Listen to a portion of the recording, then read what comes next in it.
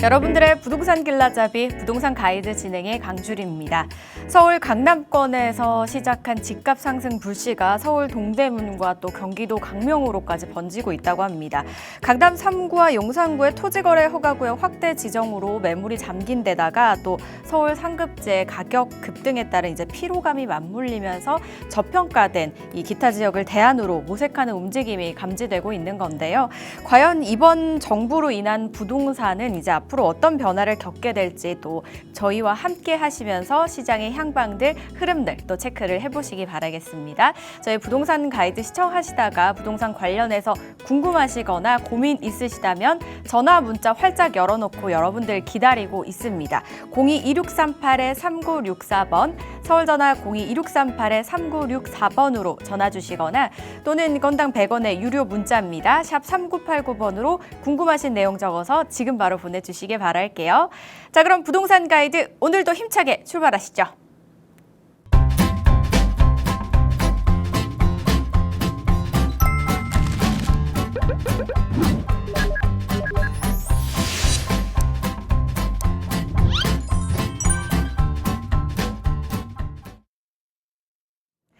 매주 금요일마다 저희의 부동산 고민을 시원하게 해결해 주셔서 나날이 인기가 높아지고 계신 분입니다. 국토개발연구소의 이윤환 대표와 함께합니다. 어서 오세요, 대표님. 네, 반갑습니다. 정기실 시청자 여러분. 자, 금요일의 남자 이윤환입니다. 자, 정말 여러분들의 고민이 점점 많아지는 것 같아요. 많은 분들이 연락도 주시지만 정말 그 고민을 제가 이제 해결해 드리는 입장에서 본다면 우리가 생각하지 못했던 그냥 옛날 같으면은 그 공통된 부분에 대해서의 그 고민들이 굉장히 이제 많았습니다. 그래서 오히려 고민을 해결짓기가 더 쉬웠다고 한다면 요즘은 굉장히 좀 다변화됐어요. 왜냐하면 그만큼 많은 정책부터 여러 가지들이 다변화, 특히 이제 세금 부분 같은 경우는 너무너무 알 수 없음. 세무사 분들마저도 쉽게 풀리기 어려운 그런 환경 속에 놓여 있다고 생각됩니다. 자, 그런 부분을 말끔히 해결 드리는 시간이니까요. 많은 분들 참여하셔서 정말 쿨하게 여러분들 해결책을 찾는 그런 시간 되시길 바라겠습니다.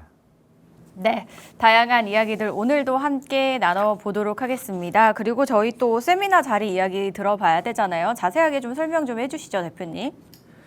그래요. 백문이 불여일견 이렇게 세미나 안내가 있네요. 무료 세미나예요. 모아타운 예정지에 대한 소액 투자를 중심으로 하지만 사실은 모아타운은 여러분들이 많이 궁금해하는 또 소액 투자라는 테마를 많이 궁금해하는 부분을 좀 엮어서 하기는 합니다. 하지만 중요한 건 앞으로 부동산 시장 환경이 어떻게 변하느냐, 내가 어떻게 대처를 해야 되느냐부터 숙제는 풀어야 될 필요가 있겠다라고 생각이 됩니다. 자, 그런 측면에서 이렇게 강의를 방송을 하고 하면은 한 2회 정도를 방송을 하고 이제 세미나를 진행을 해요. 그래서 어쨌든 지금 성수동소시에서 진행을 하는데 계속해서 많은 분들이 찾아오셔서 정말 방송이 너무 재밌다 이런 얘기들을 많이 하시고요. 또 재밌는 가운 속에서도 그냥 재미만을 위한 게 이 부동산 분야는 아니에요.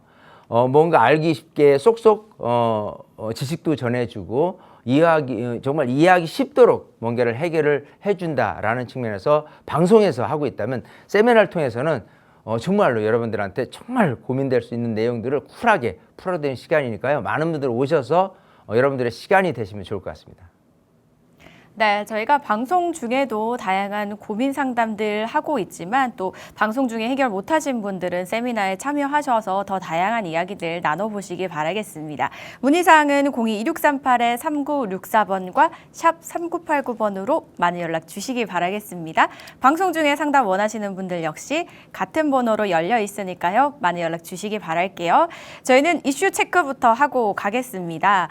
오늘 주제 많은 분들이 좀 궁금해 하실 만한 이야기 같습니다. 재개발에 이제 아무래도 저희가 보유를 하고 있다면 시세 차익을 사실 고려를 안 할 수가 없잖아요. 근데 일반적으로 저희가 분양을 받는 것과 재개발에 어느 정도 이제 시세 차익을 좀 가지고 올 수 있는지, 어떤 차별점을 가지고 있는지 들려주신다고 하거든요. 바로 들어볼게요. 자, 우리가 청약 통장을 많은 분들이 갖고 계세요. 근데 청약 통장에 당첨이 될 가능성은 로또보다도 희박하다는 얘기를 합니다. 자, 근데 이제 청약 통장에 당첨이 될 수 있는 방식은 일반 분양 물건인 겁니다. 그래서 일반 분양 물건이 서울에서는 얼마 정도 하느냐를 금액으로 하면은 좀 헷갈리니까 3.3제곱미터당 즉 평당 얼마냐라고 했을 때 평균적으로는 5천만 원이다라고 보면 돼요. 평균 5천만 원 곱하기 33평을 한다면 16억 5천, 이게 평균적으로 일반 분양가 시세예요.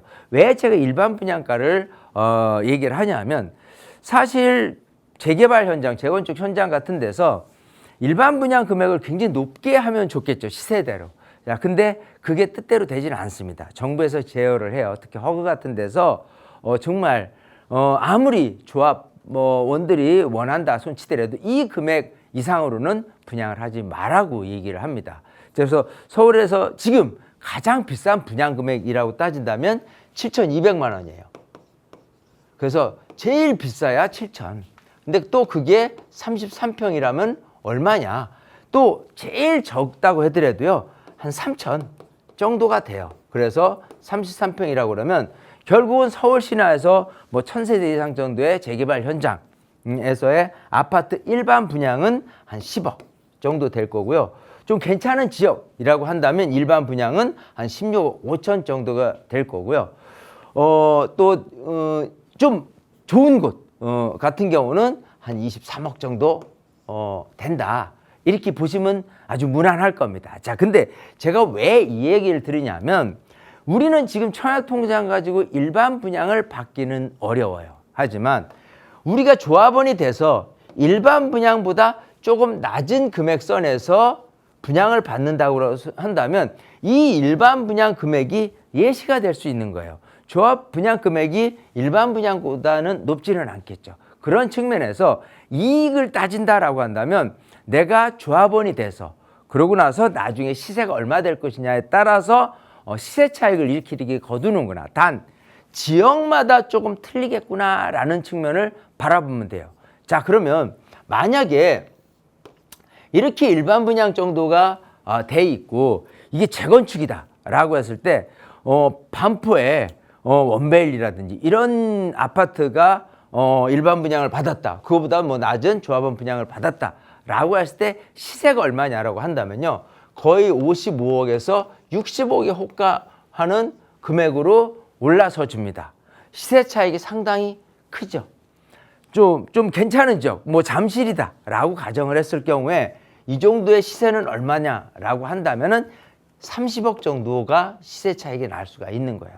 하지만 서울에서 너무 중심지는 아니되 그래도 1,000세대 이상 정도라고 했을 때 시세가 어느 정도 갈 수 있느냐라고 한다면 한 15억 선으로 갈 수 있다고 보이는 거예요. 왜 이 예시를 드리냐면, 많은 분들이 재개발 물건을 사는 데 있어서 지역 위주가 아니라 사업이 빠른 속도 위주로 지금 간다는 거예요. 예를 들어 서울에서 중심지에서 조금 벗어난 곳, 예를 들어 뭐 강북에서도 조금 한참 중심지에서 벗어난 곳, 강남 서쪽 서남권에서도 중심지에서 많이 벗어난 곳 같은 경우가 여기에 해당됩니다. 거기에 빌라를 매입해서 재개발을 해서 아파트로 받겠다. 예를 들어 심지어 서울이 아닌 성남 같은 데는 굉장히 이제 재개발 현장이 많으니까 그 정도에서 이익을 보겠다라고 하지만 거기에서 이익률은 여기서 보는 바와 같이 조합원은 여기에 있어요. 하지만 일반 분양으로 예시를 하니까 조금 우리가 빠르게 와닿는 것처럼 이 정도 금액의 분양을 받았을 때 이 정도의 시세 차익을 거뒀구나라고 한다면 선뜻 제가 여기를 하라고 권하지는 않을 거란 말이에요. 하지만 괜찮은 지역라고 한다면요, 대체적으로 16억 5천이면 13억 5천이에요. 그죠? 시세 차익으로 따졌을 때 여기는 5억인데 반해서 여기 같은 경우는 얼마겠어요? 22억에서 뭐 30억, 32억 정도에서 뭐 그 이상 이렇게 호가하는 정도예요. 뭐 근데 이제 강남권이다 보니까 여기는 재개발보다는 이제 재건축이다 보니까 사실은 조금 일반 사람이 접근하기 쉽진 않겠죠. 그래서 재개발 현장이라고 그러면 대체적으로 요 바운더리 안 정도에 있는데 그 안에서도 최고의 시세 차익을 거둔다라고 하면 그래도 입지가 좋은 곳이 훨씬 낫겠구나라는 생각을 하면은 좋겠다라는 생각이에요. 그래서 어쨌든 우리가 투자라는 관점에서 생각해 봤을 때, 좋은 위치의 이익률이 이만큼 그렇지 않은 지역보다는 더 크다라는 생각을 하게 된다면 결코 사업이 빨리 되는 게 중요한 게 아니라 좋은 위치에 있는 것과 그렇지 않은 거에 나중에 향후 시세 차익만 보더라도 이렇게 월등히 차이가 나는구나를 생각했을 때 입지적인 관점에서 우리가 투자를 우선하는 게 좋겠다라는 말씀을 전해드리고 싶습니다. 어쨌든 이런 내용은 세미나 때도 자세하게 좀 설명도 드리고 우리가 이해하기 쉽게 알려드리고 있으니까요. 세미나 때 오시면 좀 더 자세한 내용을 들으실 수 있을 것 같습니다. 네, 청약 통장으로 이제 일반 분양을 받기에는 하늘의 별 따기가 돼 버렸습니다. 그래서 이제 시간은 조금 걸리더라도 조금 쉽게 이제 접근이 가능한 재개발 쪽으로 시선이 몰리고 있는 상황인데요. 입지에 따라서도 또 차이가 있으니까요. 꼼꼼하게 살펴보시는 부분이 좋겠다라는 생각이 들었습니다. 이제 또 재개발이 완성된 후에 또 시세가 달라지잖아요. 그래서 이런 부분도 잘 비교를 해보시면 좋겠는데 나에게 맞는 곳은 어디 일지 이렇게 전략을 잘 맞게 또 짜는 게 더 중요합니다. 그래서 이 부분 필요하시다면 세미나 한번 활용해 보시기 바라겠습니다. 성수동 인근에서 진행이 되고요. 6월 12일 목요일 오후 1시부터 진행이 되니까요. 궁금하신 부분 있으시다면 참석하셔서 여러 이야기들 나눠보시고요. 문의사항은요. 02-2638-3964번과 샵 3989번으로 많이 연락 주시기 바라겠습니다. 그리고 저희 방송 중에 상담 원하시는 분들 역시 같은 번호로 연락 주시면 됩니다. 지금 화면 아래에 나가고 있으니까요. 메모해 두셨다가 연락 주시기 바랄게요. 저희 본격적으로 시청자분들의 궁금증 해결해 봐야겠죠? 먼저 첫 번째는 전화 연결부터 시작해 보겠습니다. 여보세요? 네, 안녕하세요. 네, 안녕하세요. 시청자님. 어떤 점이 궁금하세요? 네, 저는 투자용으로 강서구 방화동에 네. 방화 5단지 13평을 매수하고 싶은데 네. 괜찮은 생각일지 궁금하고요. 예. 여기가 용적률도 낮고 그 주변에 시장도 있고 그 지하철도 가까워서 거주하기가 괜찮을 것 같아서 구입하고자 하는데요. 네. 제 지인이 매도를 하려고 해요. 네. 그 전세 2억 2천을 제가 승계 받아서 예. 4억 2천에 매수하려고 하는데 예. 제 현금 2억만 있으면은 이걸 살 수 있을 것 같아요. 네. 그래서 이게 괜찮은 생각일지 여쭤보고 싶어서 전화 드렸어요. 네, 전화 잘 주셨습니다. 역시나 부동산을 매수하기 전에 전문가와 상담을 해보시는 건 필수 코스 아니겠습니까? 일단 보시는 게 강서구 방화 5단지 13평인데 매수를 해도 괜찮을까요? 저희 대표님께 여쭤보도록 할게요. 대표님 도와주시죠. 네, 반갑습니다. 네, 안녕하세요. 안녕하세요. 자, 강서구 방화동으로 왔어요. 방화역 옆에 보면 이렇게 방화 5단지 아파트가 있잖아요. 네. 자, 우리 시청자님 아까 이런 얘기를 했어요. 방화 5단지가 이제 우리 시청자님들이 레벨이 높았어요. 그러니까 용적률이 낮아요. 그러니까 옛날에 찾아본 용적률이 낮으면 그만큼 일반 분양을 많이 이렇게 지을 수가 있어요. 그럼 각 조합원들은 기본적으로 추가 분담금은 좀 덜 내겠죠.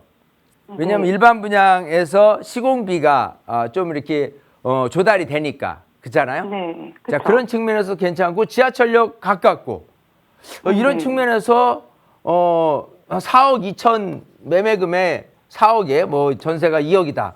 이렇게 하면 2억 갖고 내가 실투자를 하는 데 있어서 어떠냐라고 한다면 이걸 나쁘다고 얘기하는 사람이 좀 이상할 수 있어요.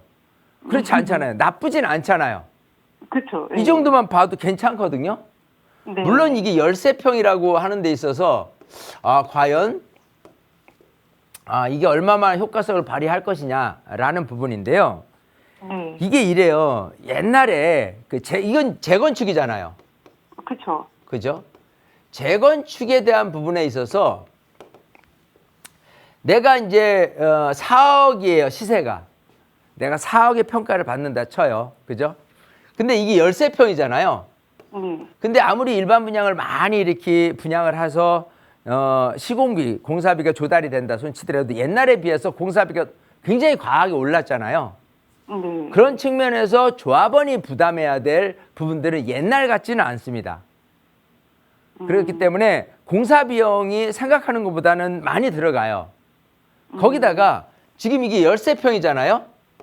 많은 분들이 13평을 고스란히 받기를 원하지는 않을 거 아니에요.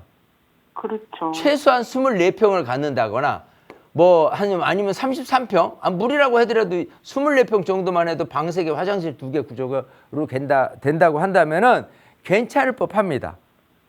그런 측면에서 우리 시청자님이 봤을 때 이거를 4억에 사서 전세 2억 끼고 2억에 사놓으면 나중에 재건축 됐을 때에 새 아파트 24평을 받는 데 있어서 괜찮지 않겠어?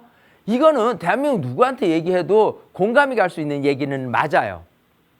자, 하지만 이 재건축이라는 부분에 대해서 심리를 잘 파고들어야 됩니다. 아까 얘기했잖아요. 이게 공사비가 많이 올랐기 때문에 어느 정도 공사비를 부담을 해야 돼요. 옛날에는 찾아먹은 용적률이 작아. 하지만 용적률을 다 찾아먹었을 때 일반 분양 물건이 어느 정도를 있는 상태라고 손치더라도 13평에서 24평 가는 데 있어서 공짜는 아닐 거란 말이에요. 그렇죠. 네, 그러면 내가 추가 분담 금액이 예를 들어서 최소한 한 3억 정도 낸다고 쳐요. 그럼 우리 시원상님이 이걸 봤을 때는 여기는 지금 13평짜리도 있고 15평짜리 있고 17평짜리가 있어요. 그죠? 소형평으로만 돼 있어요. 근데 이 집값이 4억에서 뭐 5억, 6억 이렇게 가거든요. 근데 이분들한테 추가 분담 금액을 3억을 내라.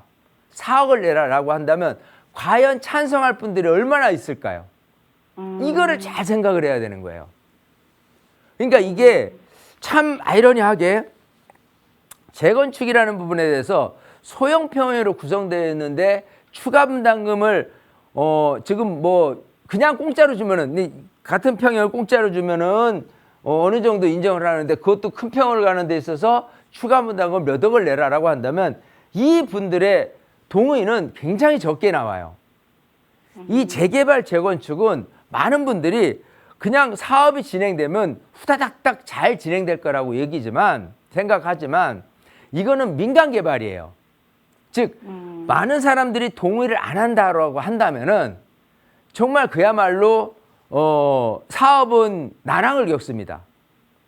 여기뿐 아니라 그렇게 생각하면 저 노원구의 상계동, 중계동, 하계동에 있는 그 많은 아파트 단지들이 왜 점점 빨리 재건축을 진행해야 되는데 왜 그렇게 재건축이 더디고 조합원들이 그렇게 동의가 잘 안 될까를 생각하면 거기도 비슷한 맥락으로 이런 소형 평형 위주로 돼 있다는 부분이 가장 큰 단점이에요. 치명적인. 근데 왜 재건축이 강남만 들어갔다 하면은 왜 재건축이 그렇게 서로 하려고 그러고 있지라고 한다면 그건 시공비에 대한 부담이 적고요. 그리고 강남에는 이런 소형 평형이 굉장히 좀 그 희소 가치가 높아요. 그러니까 대체적으로는 다 그냥 20평대, 30평대, 40평대 그 이상 되는 평형이 많아요. 시세도 굉장히 높고. 그런 분들한테 시공비를 5억 내라고 그러면 그분들은 아니 5억이 아니라 7억이 한다고 하더라도 나는 너끈히 좀 지불할 용의가 있겠어라고 얘기를 하는 거예요. 자, 좀 서두가 길어졌는데 저는 2억이라고 얘기했잖아요. 네. 2억 투자라는 부분을 우선적으로는 제가 맨 서두에 말씀드린 게 좋은 지역에 하라라고 말씀을 드렸어요. 그잖아요? 네. 방화동도 나쁘진 않아요. 옆에 마곡지구도 있고 하는데 방화동은 방화동입니다. 마곡동은 마곡지구인 거고. 그죠? 네. 그런 측면에서 아파트 시세가 얼마까지 될 거는 어느 정도 한계는 있어요. 하지만 중요한 거는 이게 과연 재건축이 될 거냐라는 부분에 대해서는 잘 고민을 해봐야 돼요. 차라리 이거를 조금 더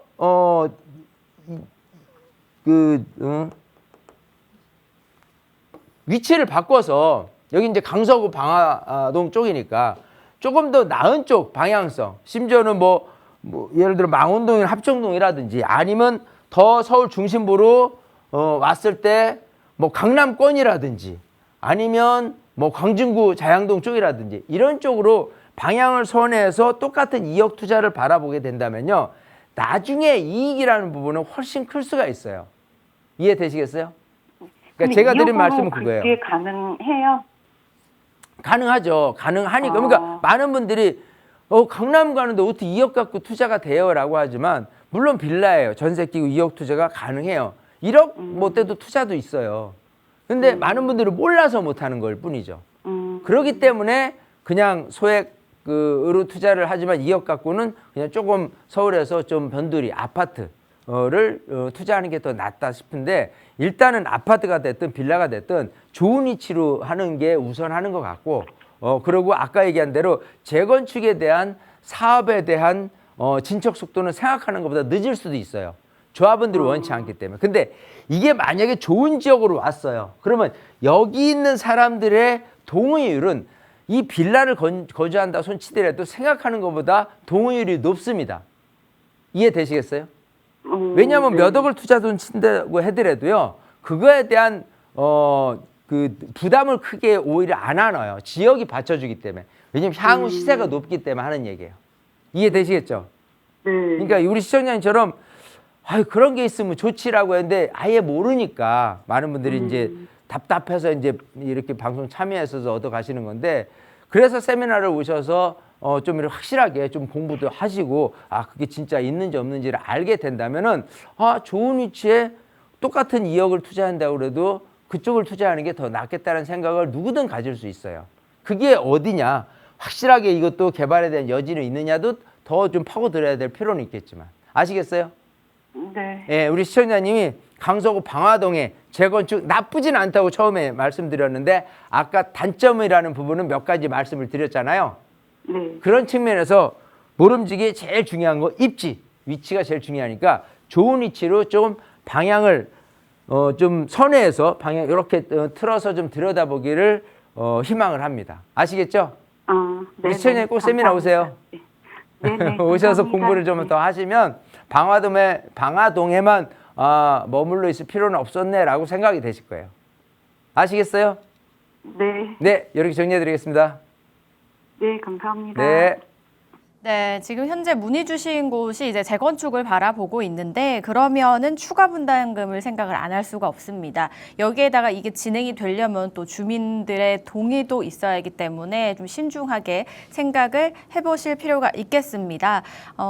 이왕 부동산 투자를 생각을 하셨다면 다른 지역도 함께 알아보시면 어떨까라는 말씀을 주셨으니까요. 이 부분 참고해 보시고 혹시나 추후에 더 고민이 있으시다면 저에게 언제든지 문의 주시기 바랄게요. 상담 내용 도움되셨길 바라겠습니다. 계속해서 다음 전화도 바로 연결해 봅니다. 여보세요?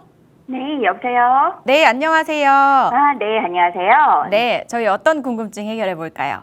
아, 네, 저는요, 아들 명의로 방배동에 네. 그 오피스텔 1.5룸인데 15평형이거든요. 예. 그걸 가지고 있는데, 여기가 이제 팔면 한 5억 정도 시세는 돼요. 네. 근데 이제 이 지역이 모아주택? 그로 네. 개발한다고 얘기가 나오고 있는데, 오피스텔은 입주권을 안 준다고 하네요. 네. 그래서 이거를 매도를 하고, 그러니까 입주권을, 그러니까 아파트를 아들 명의로 받을 수 있는 그냥 빌라나 이런 것은 또 아파트 입주권이 나온다고 하더라고요. 네. 그 방배동이나 그렇지 않으면 5억 정도로 네. 뭐 어디 이렇게 빌라 같은 거를 사뒀다가 네. 나중에 아들이 그 아파트를 구입할 수 있는 그런 걸로 좀 알아보려고 전화를 드렸거든요. 네.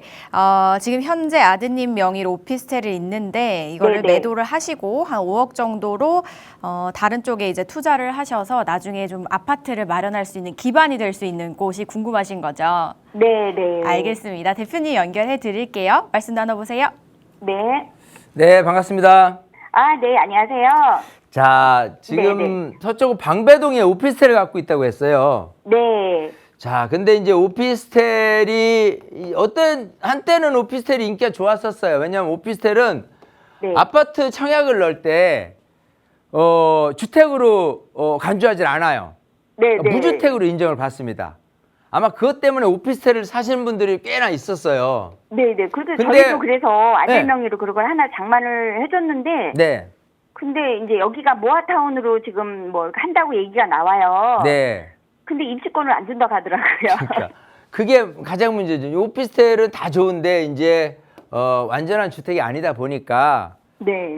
굉장히 뭐 받을 수 있는 자격은 있을 수는 있지만 그거 자체를 아예 생각을 안 하는 게 좋아요. 그러니까 쿨하게 주택이게만 하면은 그냥 입주권이 되거든요. 조합은 자격이 되는데 네. 어려운 상황 속에서 굳이 오피스텔을 선택을 해서 뭐 재개발 뭐 어렵게 조합원이 네. 되는 그런 생각을 하지 마시고 과감히 매도를 하는 게 좋아요. 네, 네. 그죠? 예. 또 많은 분들이 모르시면 오피스텔이 아닌 네. 주택을 갖고 있다고 손치더라도요. 네. 이 주택에서 공시지가가 네. 그죠? 그리고 이 면적이 네. 제한에 따라서 그죠? 네. 공시가 5억에 그죠? 네. 면적이 8호제곱미터 이하인 물건을 갖고 있으면 네. 이것만이라도 주택 청약을 하는 데 있어 아파트 청약을 하는 데서 무주택으로 봐줘요. 이 개정이 돼서 이게 올라서주긴 했는데 그러니까 이것만 해도 공시가격 웬만한 5억이요? 빌라를 갖고 있어도요. 아, 아파트 네네네. 청약하는데 무주택이에요. 아, 네. 그렇게 따진다면은 오피스텔이 갖고 있는 장점이 그거 하나였었는데 의미가 없죠. 아. 빌라를 갖고 있어도 괜찮은 거죠. 네. 자, 어쨌든 이거를 매도를 해서 네. 한 5억 정도를 갖고 뭐를 살 거냐라고 한다면 네. 5억이 작은 돈은 아니잖아요. 네. 네. 많은 분들이 생각을 할걸요. 야, 5억이면은 10억짜리 아파트를 갖고 5억 전체 끼고 나서 10억짜리 아파트를 사두면 이 10억이 뭐 많게는 11억, 12억, 13억 이렇게 올라갈 수만 있다면 네. 이것도 투자 가치가 괜찮지 않을까 생각을 할 테지만 네. 우리 시청자님은 이왕 방배동에 있는 오피스텔을 버리고 또 네. 방배동에 사고 싶은 거예요. 네. 네. 예. 자, 근데 방배동에 5억을 투자할 수 있느냐면 충분히 가능하겠지만 네. 저는 이참에 잘 생각해서 계란도 한 바구니에 담지 말라고 그랬어요. 네. 5억도 큰 돈이라고 제가 얘기를 했고 네. 그러면 저 같으면은 네. 5억을 갖고 나눌 수 있는 방안을 선택을 할 것 같아요. 아. 투자를 한다면 예를 들어 아드님 입장에서 봤을 때 방배동에 모아타운 같은데 아파트를 받고자 하는 곳이 있다 라고 한다면 5억 갖고 지금 모아타운을 한참 진행하고 있는 빌라를 살 수도 있어요. 아. 물론 프리미엄이 붙어 있는 곳이 있을 수도 있어요. 아, 네. 근데 저는 사실 프리미엄이 붙어 있는 곳을 선택하기보다도 아직은 프리미엄이 존재하지는 않지만 나중에 이런 모아타운 뭐 모아주택 아니면 가로주택 정비사업 이런 것들이 사업이 진행될 수 있는 곳이라고 한다면 충분히 5억 아니라도 투자가 가능할 수 있어요. 그럼 얼마 정도 들어가죠? 한 1억 5, 6천? 그러면 그 정도도 이거 하나 가능을 해요. 정리를 해서 예. 저희가 자녀가 아들만 둘이거든요. 그렇죠. 그러면 이렇게 따로따로 이렇게 해줄 수도 있겠네요. 그렇죠. 그러니까 많은 분들이 네. 물어보는데 자녀 둘인데 아들 공동 명의로 뭘 해준대요. 이거는 절대 해주면 안 돼요. 나중에 머리 복잡해집니다. 제가 상담을 그렇게 많이 해봐도 네. 정말 결국은 지분으로 뭐 하나를 했을 때 나중에 자녀도 결혼을 해야 되고 뭐 했는데 괜한 원망만 많이 들어요. 아니, 돈이 부족하니까. 돈이 부족하니까 당연히. 자, 그러면 네. 자녀 둘 앞으로 네. 뭘 해줄까를 한 번 더 고민하는 게 훨씬 낫다는 거예요. 네, 네. 예. 물론 이제 똑같은 걸 해주는 게 제일 좋고 네. 그렇지 않다 그러면은 어쨌든 하나는 난 강남 할래요 그러면 한 1억 5, 6천 갖고 강남 해주고 네. 아니면은 좀 딴 것도 있을 수 있잖아요. 강남 말고도 네, 네. 사업 진행이 좀 모아타운 쪽으로 진행이 제대로 되고 있는 곳 같은 경우 예를 들어 광주 네. 자양동 같은 경우도 지금 한참 동에서도 걷고 있는 동네가 있어요. 네. 그런 동네라고 한다면 뭐 3억 5, 6천 갖고도 투자가 가능하단 말이에요. 아. 그러면 그런 쪽으로 5억 갖고도 이렇게 이원화시킬 수 있다라고 한다면요. 네, 네. 지금 우선 해야 될 거는 오피스텔 가는 데 있어서 가져가는 데 있어서 과감히 매도를 하는 게 좋겠다예요. 왜? 나중에 계획이 훨씬 더 좋은 게 많으니까. 네. 이해되시겠죠? 네, 네. 그런 측면에서 같은 방보동에서 움직이되 오피스텔에도 빌라로 움직이고 그것도 투자액을 다 들지 말고 작은 금액에다가 또 전망이 있는 다른 지역을 추가로 구입을 해서 아들 둘 다 공평하게 나중에 아파트를 받을 수 있도록 그렇게 해주는 게 지금은 그렇게만 할 수 있으면 골치가 안 아프죠. 그냥 그렇죠. 딱 정리를 해주고 나면 우리 시청자님 저도 같은 분이 삭제가 굉장히 좀- 많아요. 네, 네. 예, 어떤 분은 어쨌든 간은 돈은 적지 자녀들한테 좀 뭔가라도 많이 해주고 싶은데 네. 사실 뭐 근데 그래요. 나중에 아파트 해주려면요. 그간 내가 열심히 벌어서 아파트 해주는 그 부담이 더 큽니다. 그러니까 빠른 시간 내에 지금 있는 한계치 내에서 빨리 줄 건 주고 그러고 나서 자녀에 대한 주택 걱정은 아예 조금 짐을 더는 게 빠르면 빠를수록 좋아요. 아시겠죠? 알겠습니다. 우리 시청자님도 꼭 세미나 오셔서 공부를 좀 더 하시다 보면은 명확하게 좀 방법이 보이실 수 있다 알겠습니다. 이렇게 생각이 됩니다. 아시겠어요? 네, 알겠습니다. 그렇게 정리해드리겠습니다. 감사합니다. 네, 보유하고 계신 곳은 정리를 하시고 아드님이 두 분 있으시니까 나눠서 해드릴 수 있는 방법 한번 찾아보시기 바라겠습니다. 좋은 선택 내려보시기 바랄게요. 전화 주셔서 다시 한번 감사드립니다. 이렇게 고민 있으신 분들 저희 022638-3964번과 샵 3989번 열려 있으니까요. 많이 연락 주시기 바라겠습니다. 저 이번엔 문자로 체크해 보겠습니다. 0929님이 보내주셨는데요. 차용증 2억으로 부모가 자녀에게 빌려주면 증여 신고를 안 해도 된다고 하는데 구체적으로 좀 알려주세요 라고 보내주셨습니다. 증여 한도 말씀하시는 것 같죠? 어떻게 볼 수 있을지 대표님 설명해 주시죠. 자, 이제 이게 그래요. 사실 증여라는 부분을 안 해도 된다가 아니고 증여를 할 거를 합법적으로 좀 차용이라는 부분으로 돌려서 빌려줘도 괜찮은 방법이다라는 거예요. 자, 증여는 일단 기본적으로 1억까지는 10% 그리고 5억까지는 20%, 뭐 그 이상 쭉쭉쭉 금액에 따라서 세율이 이제 올라가잖아요. 근데 그러면 만약에 2억을 내가 증여를 신고를 하고 준다라고 한다면 2억 5천이라고 가정하죠. 2억 5천이라고 가정하면 5천은 공제되니까 성인 같은 경우는 그렇게 된다면은 결국은 증여세 같은 경우 2억 갖고만 판단했을 때 일단은 1억까지는 10%니까 1,000만 원이고 그 다음에 나머지 1억에 대한 부분은 2천만 원이고 그러면 이제 3천만 원이 증여세로 나가는 거예요. 요거를 좀 세이브하는 방법은 없겠느냐라는 측면에서 합법적으로 차용이라는 부분으로 가는 거예요. 그래서 차용증을 해서 부모 자식 간에 서로 빌려주고 하는 방법이 있어요. 근데 그게 이제 기본적으로 오고 가는 이자가 1,000만 원 이하가 안 되면 된다라는 부분이 합법으로 돼 있기 때문에 오이자가 오고 가는 게 없어도 가능하다라는 부분이에요. 명확히 따진다면은 2억 1,700만 원까지는 합법적으로 자녀한테 통장에 돈을 쏴주고 그러고 나서 차용증을 만들어서 보관을 하고 있다가 이거 증여 아니야? 라고 물어봤을 때 증여가 아닌 차용 돈을 빌려준 겁니다 라고 얘기했을 때 증여세를 안 내도 합법적으로 이렇게 증여세를 안 낼 수 있다라는 방법이 있을 수 있다는 거예요. 어쨌든 이것도 세미나 때 오셔서 자세하게 알려드릴 거니까요. 이런 분들 많이 있거든요. 그래서 자녀한테 내가 얼마 정도까지 해준다면은 세금을 최대한 덜 내고. 그러니까 우리가 탈세는 안 좋은 거지만 절세는 영리하면 해낼 수 있는 거예요. 이제 그런 부분에 대해서 말씀을 드리는 거기 때문에 활용하시면 좋을 것 같습니다.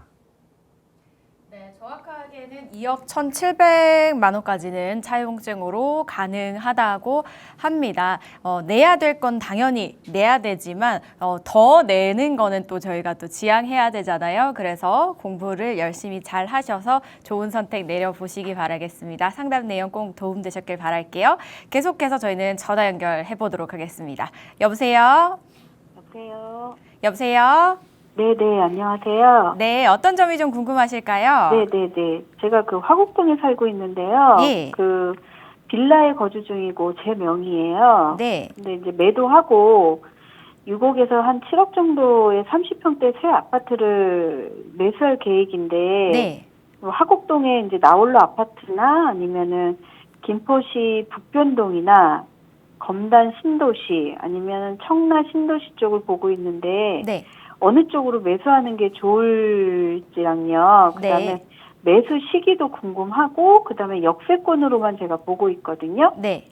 그래서 어디로 해야 될지 좀 궁금해서 연락드렸어요. 네, 알겠습니다. 지금 현재 거주하고 계신 곳을 매도하시고 화곡동과 김포, 검단, 신도시와 청라 중에서 어디를 이제 매수를 하면 좋을지와 매수 타이밍도 궁금하시고 구체적으로는 역세권 위주로 보고 계신다고 네. 말씀을 주셨습니다. 대표님과 말씀을 나눠보도록 하겠습니다. 대표님 도와주세요. 네, 반갑습니다. 네, 안녕하세요. 안녕하세요. 네, 자, 지금 화곡동에가 사실 빌라촌이잖아요. 네, 네. 그 옛날에는 화곡동이 부촌이라는 그 평가도 많이 받았습니다. 그건 뭐냐면 네, 그 90년대 같은 때는 소위 다세대라는 게 보다도 그 이전에 다가구 주택이 많이 들어섰을 때예요. 그때 다가구 주택이 굉장히 많이 들어섰어요. 이 다가구 주택이라는 거는 주인은 하나고 나 혼자 사는 게 아니라 세입자들이 있잖아요. 네, 네. 그럼 세입자들한테 월세를 받든 전세를 주든 이렇게 하면은 그마저도 그 다가구 주택 주인 입장에서 보면은 뭐 그래도 어느 정도는 생활을 하시는구나라는 정도가 되잖아요. 네, 네. 그래서 부촌의 이미지가 있었습니다. 하지만 그게 이제 오래되고 하다 보니까 점점 헐리고 차라리 다세대로 많이 전환이 됐어요. 네. 그러다 보니까 지금은 다세대가 너무 굉장히 난립이 돼 있어요. 그런 상태에서 네, 그런 것 같아요. 네. 이제 다세대는 아닌 것 같다. 그래서 네. 다세대에서 좀 탈피해서 아파트를 6, 7억 주고 사겠다라고 해서 네. 맨 처음에 보신 게 화곡동에 있는 나홀로 아파트예요. 네. 근데 화곡동에 있는 나홀로 아파트면 사실 필요는 없어요. 왜냐하면 아파트 단지가 최소한 예를 들어서 여기에서 뭐 정말 한 20, 30세대 아파트 단지도 많이 있고요. 네. 50세대짜리도 있어요. 네, 네. 근데 이게 그래요. 이런 빌라촌 안에서 아파트 단지가 100세대가 안 된다라고 한다면 아파트로서의 면모를 이미지를 갖지 못합니다. 그러니까 빌라 취급을 똑같이 받아요. 그렇기 때문에 네. 아파트가 아파트 아닌 빌라 같은 아파트예요. 아, 네, 그래서 네. 지금 아까 처음 보신 화곡동에 있는 아파트를 보시는 건 저는 반대예요. 네, 네. 그런 측면에서 아마 2차적으로 보신 게 김포에 있는 네.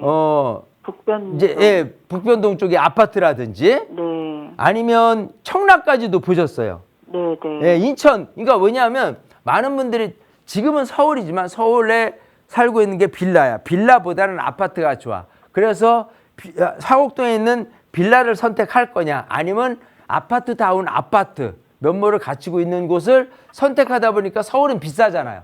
네. 예, 그렇기 때문에 좀 지역을 달리해서 일단은 뭐 김포, 뭐 많은 분들이 부천 그리고 인천 쪽으로 이렇게 눈길을 돌립니다. 네, 맞아요. 하지만 등잔 밑이 어둡다고 이왕 서울인데 서울에서도 아파트라는 면모를 갖추고 있는 곳을 생각을 해본다면 우선 서울이 나을 거 아니에요. 그걸 내가 몰라서 그렇지. 그렇잖아요. 우리 시청자님도 찾다 보니까 못 찾으니까 네. 화곡동에서 나홀로 아파트 찾고 아니면 다른 데를 들여다보신 거 아니에요. 네. 그런 측면에서 제가 좀 힌트를 더 드리면 자 아까 지하철 역세권을 네. 본다고 그랬어요. 네, 네. 자 근데 이쪽을 한번 가볼게요. 같은 이제 강서구 화곡동이잖아요. 네. 이쪽은 요 위로 한강뼈 쪽으로 가면 9호선 라인이 있어요. 네. 그러니까 9호선 라인 이 변으로 가면은 이 염창동 곳이 네, 있어요. 그죠? 네. 아니면 이제 가양동 있고 등촌동 이렇게 있습니다. 더 가면 마곡지구니까 너무 비싸죠. 그죠? 네. 자, 그런 상태에서 여기 있는 아파트, 그러니까 6억에서 7억 정도의 아파트가 과연 이쪽에 있을 거냐라고 한다면 많은 분들이 이쪽에서 들여다보는 이 아파트의 그 규모 자체를요, 막 몇백 세대짜리를 봐요. 근데 네. 자, 여기 보세요. 염창동만 해더라도 빌라촌은 아니잖아요. 네. 그러니까 이쪽은 원래는 중공업지대예요. 근데 중공업지대인데 어떻게 보면은 아파트를 많이 이렇게 짓게 된 거죠.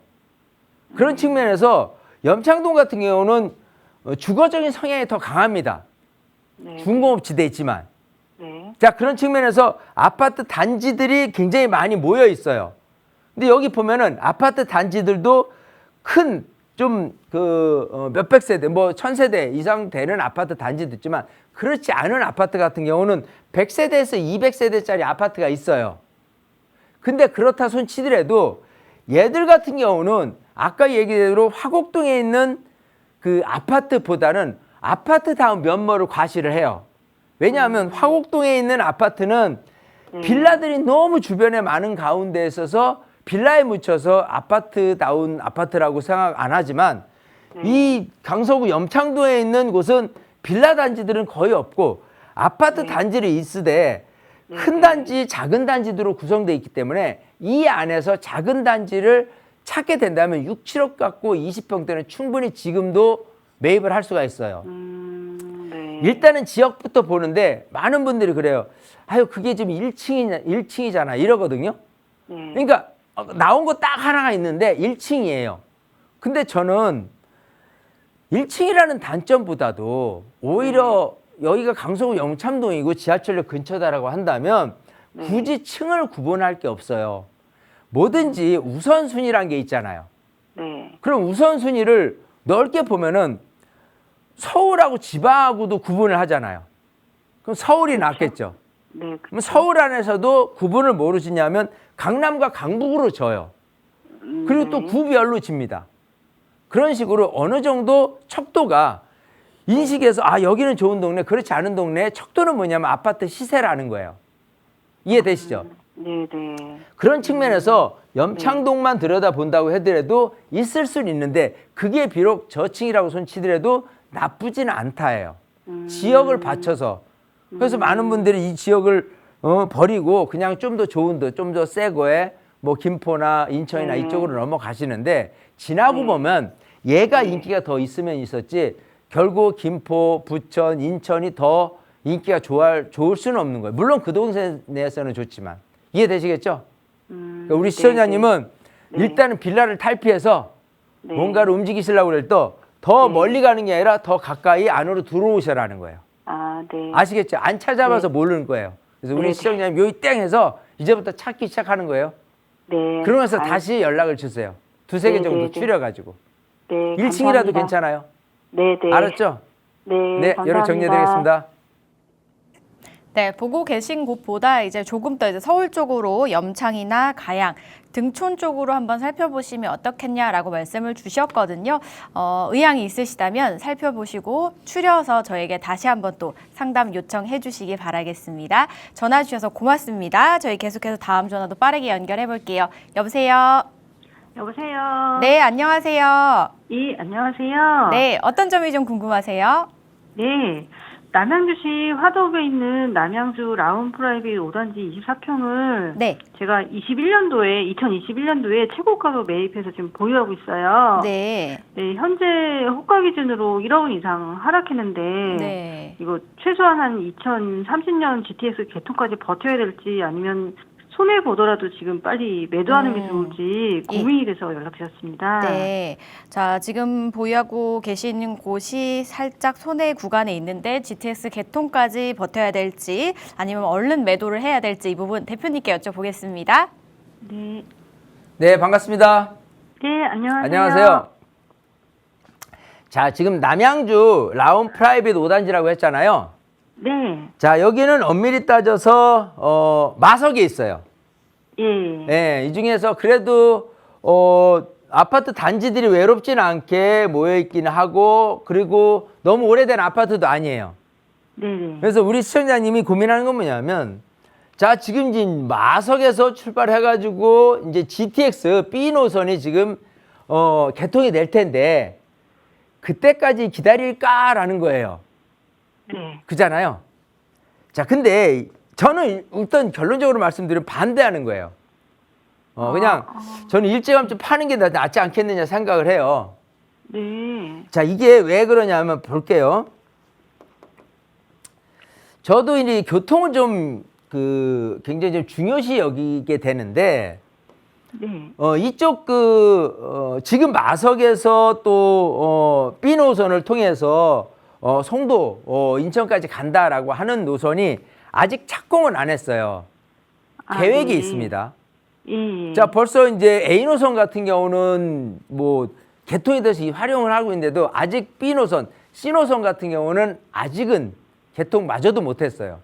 네. 자, 그런 상태에서 개통 이후로는 무조건 5년이 흘러가야 되거든요.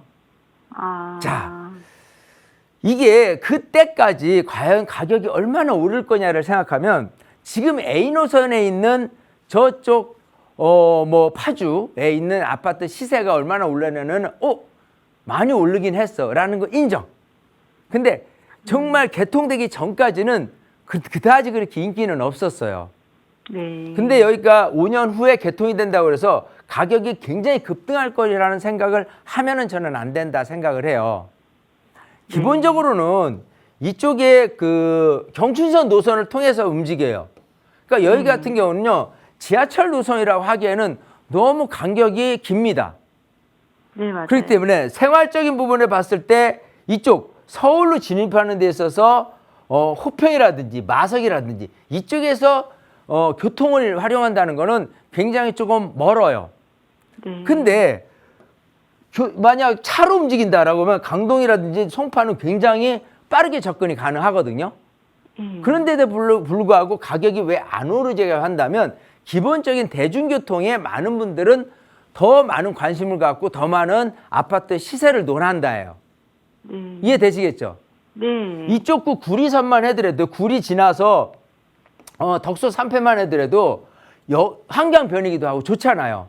오히려 지하철 노선도 여기 경춘선보다도 훨씬 더 간격이 좁아요. 그럼에도 불구하고 가격이 안 오르는 이유는 이 교통에 대한 부분이 그다지 지하철 기능하기보다는 열악하다라는 단점이 있습니다.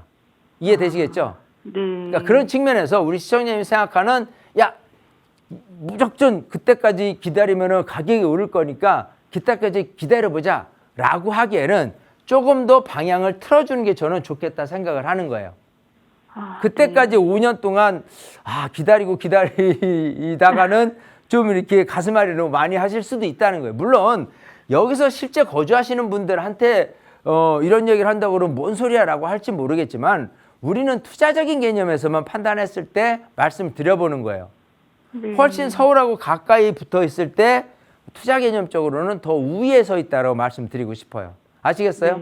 네. 그래서 저는 우리 시청자님이 갖고 있는 5년까지 기다렸다가 그 GTX B노선까지 기다렸다에 대한 기대치는 갖고 있지 않는 게 좋겠다. 과감히 매도를 하고 서울 쪽의 빌라라도 차라리 투자적인 개념에서 투자를 시키는 좀 바꿔주는 게 낫겠다 생각을 해요. 아시겠어요? 손해 보더라도요. 네. 그게 예. 낫겠어요. 그러니까 손해라고 생각하시면 안 돼요. 더 큰 미래 발전을 위해서 하는 거예요. 여기까지 네. 정리해드리겠습니다. 네, 감사합니다.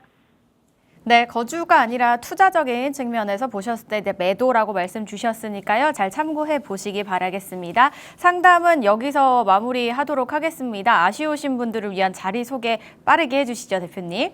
그래요. 자, 이게 보니까 지금 이렇게 세미나에 대한 부분을 많은 분들이 궁금해 하세요. 그러니까 세미나 오셔서 얻어가는 효과성은 생각하는 것보다는 크다고 감히 말씀드리고 싶어요. 어쨌든 지금 뭐 모아타운 예정지 소액 투자를 하는데 여러분 갖고 있는 고민 모든 거 다 해결드리면서 정말 애낄 수 있는 세미나를 진행을 할 거니까요. 많은 분들 운동도 하시고 또 머리도 개운해지고 새로운 것도 투자적인 관점에서도 돈을 벌 수 있는 그런 것도 여러분들 발견할 수 있는 그런 시간이 되기를 기대하면서 많은 분들 세미나에 오시기를 좀 바라겠습니다.